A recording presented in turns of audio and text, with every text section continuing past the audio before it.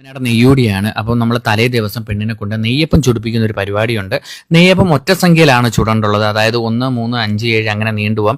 അപ്പം നമ്മളൊരു 7 നെയ്യപ്പം ചുടാനാണ് ഉദ്ദേശിച്ചത്. നെയ്യപ്പം പൊങ്ങി വരുന്നതും പൊട്ടിപ്പോകുന്നതൊക്കെ വെച്ചുകൊണ്ട് കുട്ടി ആണാണോ പെണ്ണാണോ എന്നൊക്കെ അറിയാമെന്നൊക്കെയാണ് പറയുന്നത്. ഞാൻ ഗർഭാശയത്തിൽ കിടക്കുന്ന കുട്ടി ആണാണോ പെണ്ണാണോ അത് പുറത്തേക്ക് വരുമോ ഇല്ല എന്നൊക്കെ നിർണ്ണയിക്കുന്നതേ പടച്ചോനാണെന്നുള്ള കാലമൊക്കെ കഴിഞ്ഞ് ഇപ്പം നെയ്യപ്പമായി മാറി. നെയ്യപ്പം, ഗർഭിണി പെണ്ണ് പൊരിക്കുന്ന നെയ്യപ്പം അത് പൊന്തി വന്നാൽ, അത് പൊട്ടിപ്പോയാൽ കുട്ടി ആണാണോ പെണ്ണാണോ എന്നൊക്കെ അതിന്റെ അടിസ്ഥാനത്തിലാണ് നിർണ്ണയിക്കുന്നത്. ആ കാലഘട്ടത്തിലേക്ക് ഇസ്ലാമിക സമൂഹം എത്തിപ്പെട്ടു എന്നുള്ളത് നമ്മൾ വേദനയോടുകൂടി ഓർക്കേണ്ട ഒരു കാര്യമാണ്. ഇനി മറ്റത് പലതും കാണാം നമുക്ക്. നെയ്യപ്പം ഒറ്റ സംഖ്യയിലാണ് ചുടേണ്ടുള്ളത്. അതായത് 1, 3, 5, 7 അങ്ങനെ നീണ്ടുപോകാം. ഗർഭിണി പെണ്ണ് പൊരിക്കുന്ന നെയ്യപ്പം ഉണ്ടല്ലോ, അത് ഒറ്റ സംഖ്യയിൽ തന്നെ ആകണമെന്നുള്ള ഈ സുന്നത്തായ കർമ്മത്തിന്റെ ഷർത്താണ്, നിബന്ധനയാണ്. ഇതില്ലെങ്കിൽ ഈ ഒറ്റ സംഖ്യയിൽ നിന്ന് വിഭിന്നമായാൽ ഒരുപക്ഷെ ഇത് 7 വൻഭാഗങ്ങൾ ഒന്നായി ഗണിക്കപ്പെടാം. അതുമല്ലെങ്കിൽ ചിലപ്പോൾ കുട്ടി മാസം തികയാതെ ചിലപ്പോൾ പ്രസവിച്ചു പോകും. അങ്ങനെയൊക്കെ വലിയ ഗുരുതരമായ പ്രശ്നങ്ങൾ ഇതിനകത്തൊക്കെ ഉണ്ടപ്പോ എന്ന് പറയുന്നത് എൻ്റെ ഭാര്യയ്ക്ക് എൻ്റെ പെങ്ങള് പ്ലാവിലയിൽ നമ്മൾ നാരങ്ങ നീര് കൊടുക്കുക എന്നുള്ളതാണ്. നാരങ്ങ നീര് കൊടുത്തതിന് ശേഷം അത് 3 പ്രാവശ്യം തലക്കുഴിഞ്ഞതിന് ശേഷം നമ്മളിങ്ങനെ കളയും. അങ്ങനെ 3 പ്രാവശ്യം ചെയ്യും. അതെ, 3 പ്രാവശ്യം തന്നെ തലക്കുഴിയണം.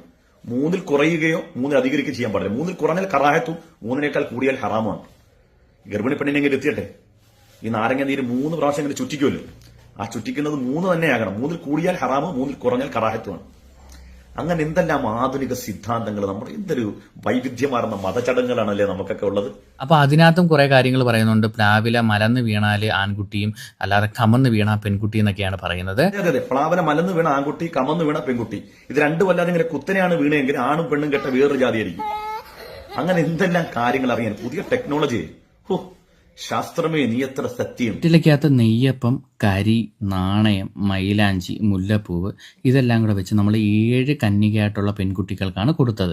അതെല്ലാം അള്ളാഹു നമുക്ക് നൽകുന്ന മഹത്തായ അനുഗ്രഹങ്ങളിൽ ഒന്നാണ് സന്താനലബ്ധി എന്നുള്ളത്.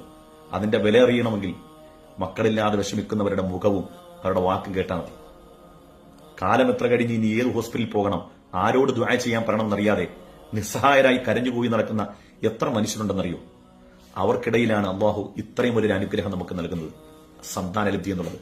അതിന്റെ അടയാളം നമ്മൾ കണ്ട് ഗർഭിണിയാണെന്ന് അറിഞ്ഞ കാലം മുതൽ തികച്ചും അള്ളാഹുവിൽ അർപ്പിതമായി അള്ളാഹുവിന്റെ സ്മരണാർത്ഥം അള്ളാഹുവിന് പൊരുത്തപ്പെട്ട കാര്യങ്ങൾ ചെയ്യുന്നതിന് പകരം അതിന്റെ പേരിൽ എന്തെല്ലാം തോന്നിവാസങ്ങളാണ് നിങ്ങൾ ഈ കാണിക്കുന്നത്. ഇത് നിങ്ങളുടെ പണാധിപത്യത്തിന്റെ പേരിൽ നിങ്ങൾ കാണിക്കുന്നതായിരിക്കാം. പക്ഷേ നിങ്ങൾ ഈ ചെയ്തു വെക്കുന്ന അനാചാരം ഇത് മറ്റുള്ളവരും അനുവർത്തിക്കേണ്ട ഒരു സമൂഹം മുഴുവനും ഏറ്റെടുക്കേണ്ടി വരും. കാരണം ഇതൊന്നും ചെയ്തില്ലെങ്കിൽ എന്തോ മോശമാണ്, ഒന്നും അവർക്ക് പോക്കില്ലാത്തവരാണ്, അവർ തീരെ പോരാത്തവരും പറ്റാത്തവരുമാണ് എന്ന് സമൂഹം വിലയിരുത്തി കളയും. ഇന്ന് പലതിന്റെ പേരിലും അങ്ങനെയൊക്കെയല്ലേ നടക്കുന്നത്. അവിടെ കൂടിയിരിക്കുന്ന ഉമ്മമാരോട് സസ്നേഹം പറയാൻ, നിങ്ങൾ തലമറച്ചിട്ടുണ്ടല്ലോ, അവിടെ പർദ്ദ ധരിച്ചവരുണ്ടല്ലോ, പൂർണ്ണമായി അവർത്ത് മറച്ചവരുണ്ടല്ലോ, നിങ്ങൾ എന്തിന്റെ പേരിലാണ് ഇതൊക്കെ അനുവർത്തിക്കുന്നത്? നിങ്ങളുടെ പരിശുദ്ധമായ ഇസ്ലാം അത് പറഞ്ഞതിന്റെ പേരിലല്ലേ? അങ്ങനെ ഇസ്ലാം പറയുന്നത് നിങ്ങൾ ഭാഗികമായി മാത്രം അനുസരിക്കുകയും പൂർണ്ണമായി അനുസരിക്കാതിരിക്കുകയും ചെയ്യുമ്പോൾ നിങ്ങൾ ഏതു മതത്തിൽപ്പെട്ടവരാണെന്ന് നിങ്ങൾ ഒരു വട്ടം ആലോചിച്ചിട്ടുണ്ടോ? മുസ്ലിം എന്ന് പറഞ്ഞാൽ അള്ളാഹുവിന്റെ ഹബീബ് സല്ലല്ലാഹു അലൈഹി വസല്ലം തങ്ങൾ അള്ളാഹുവിൽ നിന്ന് കൊണ്ടുവന്ന മുഴുവൻ കാര്യങ്ങളെയും നമ്മൾ അനുവർത്തിക്കുമ്പോഴാണ് ഒരു യഥാർത്ഥ മുസ്ലിമായി മാറുന്നത്. കുറച്ച് കാര്യങ്ങൾ മാത്രം എടുക്കുകയും ബാക്കി കുറച്ച് കാര്യങ്ങൾ അള്ളാഹുവും റസൂലും പഠിപ്പിക്കാത്ത കാര്യങ്ങൾ സ്വയമായി നമ്മൾ കൂട്ടിച്ചേർക്കുകയും ചെയ്യുമ്പോൾ നമ്മുടെ പേര് മുസ്ലിം എന്നല്ല കേട്ടോ. നമ്മുടെ പേര് മുസ്ലിം എന്നല്ല, വേറെ എന്തോ ഒരു ജാതിയിൽപ്പെട്ട ആളുകളാണ് നമ്മൾ. ഇപ്പൊ ഈ ചെയ്ത പ്രവർത്തനങ്ങളുണ്ടല്ലോ, ഇത് അള്ളാഹുവിന്റെ ദീനുമായി എന്ത് ബന്ധമാണുള്ളത്?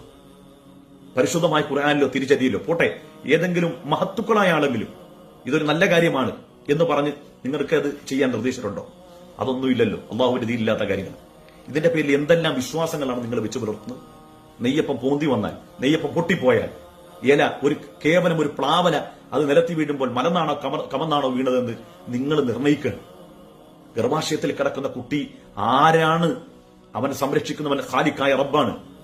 ആ ബീജത്തുള്ളി ഗർഭാശയത്തിലേക്ക് ചെന്ന് ചേർന്നതിന് ശേഷം ആണാണോ പെണ്ണാണോ എന്നൊക്കെ നിർണ്ണയിക്കുന്നത് സൃഷ്ടാവായ പടച്ചതമ്പുരാനാണ്. ആ റബ്ബിന്റെ സൃഷ്ടിപ്പിനെ പോലും നിഷേധിക്കുന്ന രൂപത്തിൽ വെറും അന്ധവിശ്വാസികളായി നിങ്ങളീ മാറുന്ന കണ്ടിട്ട് വല്ലാത്ത ലജ്ജ തോന്നുകയാണ്. അതുകൊണ്ട് നിങ്ങളെ ആക്ഷേപിക്കുക എന്ന അർത്ഥത്തിലല്ല പറയുന്നത്, പൊതുസമൂഹം മുഴുവനും മനസ്സിലാക്കേണ്ട ഒരു കാര്യമാണ്. ഒരു നല്ല കർമ്മം, ഏറ്റവും സന്തോഷകരമായ ഒരു കർമ്മം നമ്മൾ അതിന്റെ പേരിൽ ഒത്തുകൂടുമ്പോൾ അള്ളാഹുവിന് പൊരുത്തപ്പെട്ട പ്രവർത്തനങ്ങളാണ് നമ്മൾ ചെയ്യേണ്ടത്. അതിനു പകരം അള്ളാഹുവിന്റെ ദീനില്ലാത്ത ഇത്തരം തോന്നിവാസങ്ങൾക്ക് നമ്മൾ ചൂട്ടുപിടിക്കരുത്. നിങ്ങളൊരു കാര്യം മനസ്സിലാക്കുക, നിങ്ങൾ ഈ ചെയ്തു വെക്കുന്ന ഈ അനാചാരങ്ങളുണ്ടല്ലോ, നിങ്ങളുടെ മക്കളും പേരക്കുട്ടികളും അടുത്ത തലമുറകൾ ഇത് ഏറ്റെടുത്താൽ നിങ്ങൾ കബറിൽ കിടന്നാലും ഇതിന്റെ അതാവ്, ഈ ചെയ്തു വെച്ച തോന്നിവാസത്തിന്റെ പരിണിത ഫലം നിങ്ങളൊന്നും അനുഭവിക്കാൻ പോകില്ല. ഒരാളൊരു നന്മ ഒരു സമൂഹത്തിൽ പഠിപ്പിച്ചാൽ ആ നന്മ പിന്നീട് കൈമാറ്റം ചെയ്യപ്പെടും തോറും അയാൾ മരണപ്പെട്ട് കാലാന്തരം കഴിഞ്ഞാലും ആ നന്മ സമൂഹത്തിൽ പടരുന്ന കാലത്തോളം അയാളുടെ ഖബറിലേക്ക് അനന്തമായി അതിന്റെ പ്രതിഫലം കിട്ടുമെന്നാണ് മുത്തനബി സല്ലല്ലാഹു അലൈഹി വസല്ലം തങ്ങൾ പഠിപ്പിച്ചത്.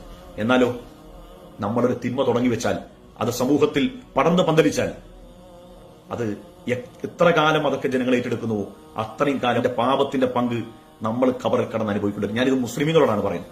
അതുകൊണ്ട് പ്രിയമുള്ളവരെ, ഇത്തരം അനാചാരങ്ങളിൽ നമ്മൾ വിട്ടുനിൽക്കണം. അല്ലാഹു റസൂൽ എന്താണോ പഠിപ്പിച്ച നല്ല കാര്യങ്ങൾ അത് നമ്മൾ അനുവർത്തിക്കുക. മുത്തനബി സല്ലല്ലാഹു അലൈഹി വസല്ലം തങ്ങളുടെ 63 സംവത്സര കാലഘട്ടത്തിലെ ജീവിതം കൊണ്ട് നമുക്ക് ഗുണകരമായിട്ടുള്ള ഒരു കാര്യവും നബിതങ്ങൾ പറയാതെ വിട്ടിട്ടില്ല. എന്ത് ഗുണമുള്ള പ്രതിഫലമുള്ള കാര്യമാണെങ്കിലും നന്മയാണെങ്കിലും നബിതങ്ങൾ നമ്മളെ പഠിപ്പിച്ചിട്ടുണ്ട്. അതുകൊണ്ട് ഇത്തരം തിന്മകൾക്ക് ഒരിക്കലും നമ്മൾ ചൂട്ടുപിടിക്കാൻ പാടില്ല. നമ്മളിത് ചെയ്യാതിരിക്കുമ്പോൾ നമ്മൾ ഒറ്റപ്പെട്ടു പോയേക്കാം. വാട്സപ്പ് ഗ്രൂപ്പിൽ സമൂഹമായിട്ട് നമ്മളെ ആക്ഷേപിച്ചാൽ അതൊന്നും നമ്മൾ നോക്കേണ്ട കാര്യമില്ല. അള്ളാന്റെ പൊരുത്തമാണ് പൊരുത്തം. സുത്താവായ പടച്ച തമ്പുരാന്റെ പൊരുത്തമാണ് നമുക്ക് വേണ്ടത്. പല കാര്യങ്ങളും ഫാമിലി ഗ്രൂപ്പിൽ അവരോടൊപ്പം നമ്മൾ കൂടാത്തതിന്റെ പേരിൽ നമ്മളെ ഒറ്റക്കിട്ട് ആക്ഷേപിക്കുകയും തോന്നിവാസം പറയുകയും കുടുംബത്തിൽ നമ്മളെ ആട്ടിയകറ്റുകയും ചെയ്യുന്നുണ്ടാവും. പക്ഷെ നമ്മൾ മനസ്സിലാക്കേണ്ട ഒരു കാര്യമുണ്ട്, ഈ കുടുംബക്കാരും നമ്മളുമെല്ലാം ഇന്നല്ലെങ്കിൽ നാളെ ഇവിടെ നിന്ന് മൺമറഞ്ഞു പോകേണ്ടവരാണ്. അള്ളാഹുവിന്റെ മുമ്പിൽ നമ്മൾ ഒറ്റപ്പെട്ടു പോകാതിരുന്നാൽ മതി. പടച്ച തമ്പുരാന്റെ മുമ്പിൽ നമ്മൾ പരാജയപ്പെട്ടു പോകാതിരുന്നാൽ മതി. ജനങ്ങൾ നമ്മളെ കുറിച്ച് എന്ത് വിലയിരുത്തിക്കോട്ടെ, എന്ത് മനസ്സിലാക്കട്ടെ, ഒന്നും വിഷയമല്ല. അള്ളാന്റെ പൊരുത്തമാണ് നമുക്ക് വേണ്ടത്. അതുകൊണ്ട് ഇത്തരം തിന്മകൾ ഏത് സമൂഹത്തിൽ, ഏത് നാട്ടിൽ, ഏത് കുടുംബത്തിൽ നടക്കുന്നുണ്ടെങ്കിലും പൂർണ്ണമായി നമുക്കതിനെ തടയാൻ കഴിയുന്നില്ലെങ്കിൽ നമ്മൾ അള്ളാഹുവിന്റെ ദീനോട് കൂറുള്ളവരാണെങ്കിൽ ഇതിൽ നിന്ന് വിട്ടുനിന്നുകൊണ്ടെങ്കിലും പ്രതിഷേധിക്കണമെന്നാണ് എനിക്ക് ഈ അവസരത്തിൽ നിങ്ങളോട് പറയാനുള്ളത്.